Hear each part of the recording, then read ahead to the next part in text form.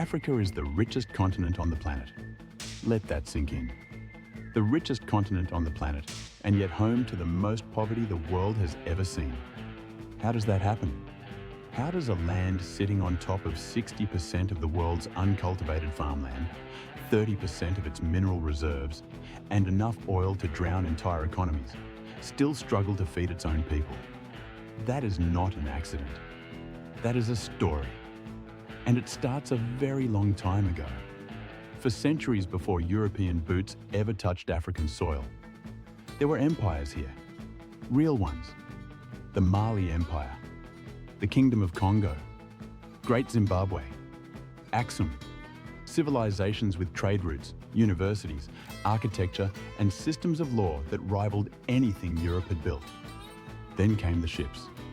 Between 1500 and 1900, over 12 million Africans were torn from their homes and sold into slavery. 12 million. The strongest, the youngest, the most productive. Gone. Not just lives stolen, but centuries of human capital, innovation, and economic development wiped out before it could ever compound. And that was only the beginning. Then came colonization. By 1914, 90% of Africa had been carved up and divided between European powers like slices of a cake at a dinner party nobody invited Africa to. Britain, France, Belgium, Portugal, Germany. They drew borders with rulers on maps, cutting straight through ethnic groups, languages, families, and kingdoms that had existed for thousands of years. They didn't build Africa up. They extracted it. Diamonds, gold, rubber, cotton, ivory, taken, shipped out, turned into the wealth that built European cities, funded European banks, and powered the Industrial Revolution that the West still benefits from today. And when they finally left, and they left in a hurry, they left behind broken borders, hollow institutions, no functioning governments, and debt. Debt that newly independent nations had to pay back to the very countries that had just finished looting them. But here is where the story gets complicated.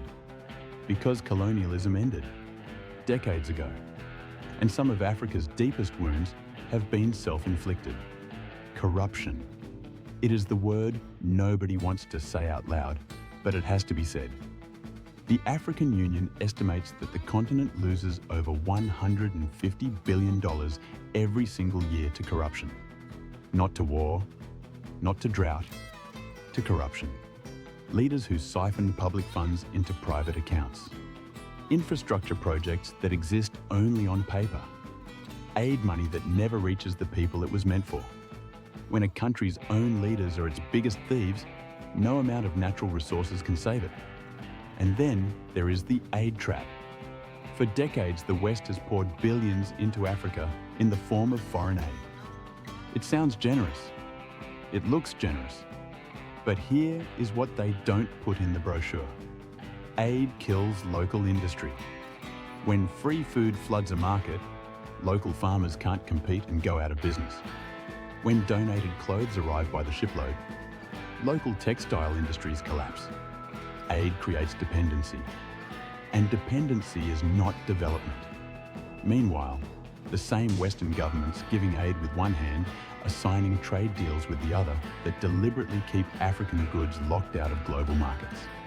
African cocoa can enter Europe. African chocolate cannot.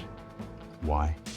Because the moment Africa starts processing its own raw materials, adding value, creating jobs, building industry, it stops being a supplier and starts being a competitor.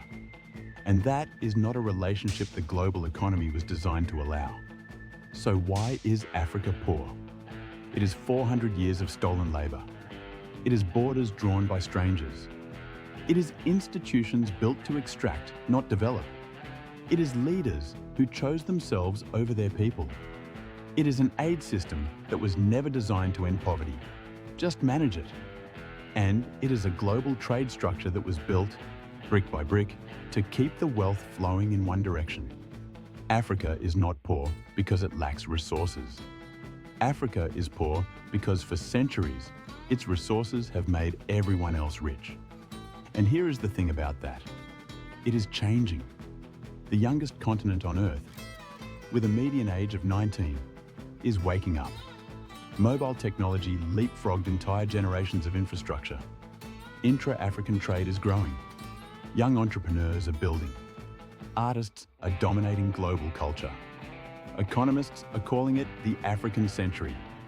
The story is not over, not even close. If they never taught you this in school, now you know. Follow GlobalBuzzers for the stories that actually matter. And drop one word in the comments, stolen or complicated. GlobalBuzzers. Stay sharp.